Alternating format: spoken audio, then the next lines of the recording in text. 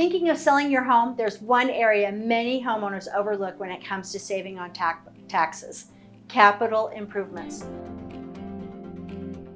Certain upgrades to your home can actually reduce the amount of capital gains tax you owe when you sell. Let's break down what qualifies and what doesn't.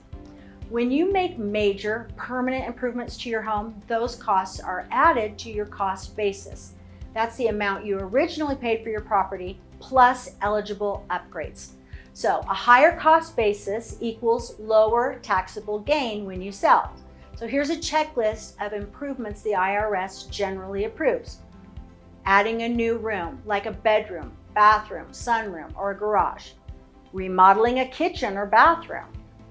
Finishing a basement or attic. Replacing your roof, siding, or windows. Installing a new HVAC system or furnace. Upgrading plumbing or electrical systems. Adding solar panels or insulation. Installing a new driveway or fencing. Adding a deck, porch, or patio. Building a swimming pool.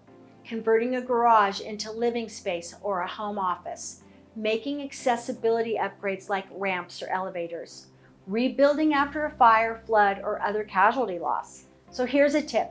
These must be permanent value-adding upgrades, and very important, save all receipts and documentation. You'll need proof when it's time to report the sale. Not everything you spend on your home reduces taxes. Routine repairs and maintenance don't count toward your cost basis.